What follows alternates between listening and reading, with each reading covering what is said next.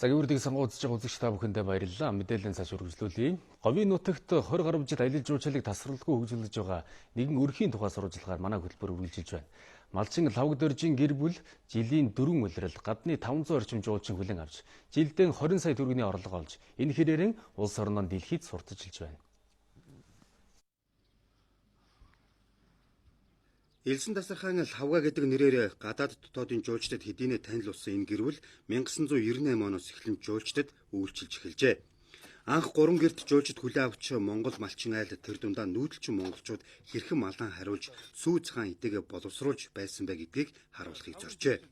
Одоо 200 гаруй компанитай хамтран жилийн 4 улиралд жуулчд хүлээн авч байна.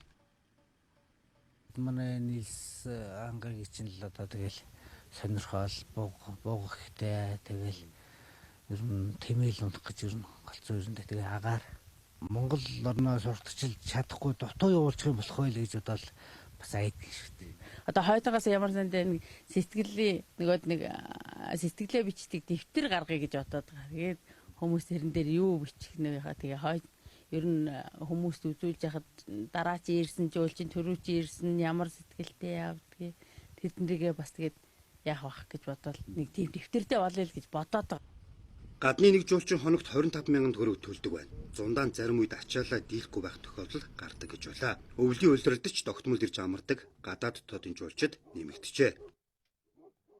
Англичууд их байсан. Одоо тэгэл ерөөсөө Солонгос ч их болчихж байгаа шиг байна. Тэгэл Японч одоо их ирж байна.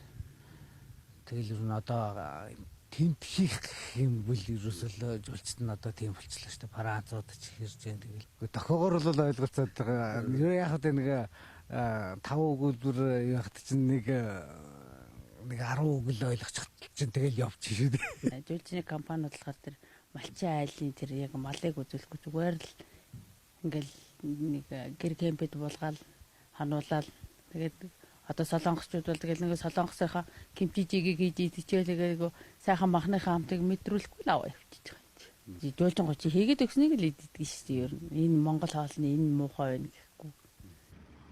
Жуулчид өндөр барилга байшинтай хот бус үзэсгэлэнт байгаль тал нутаг ан амтан ахуйн соёлтой танилцахыг илүүд үздэг болсон энэ цагт малчин өргөч жуулчид хүлээн авах өрхийн орлогоо нэмэгдүүлэх боломж байна.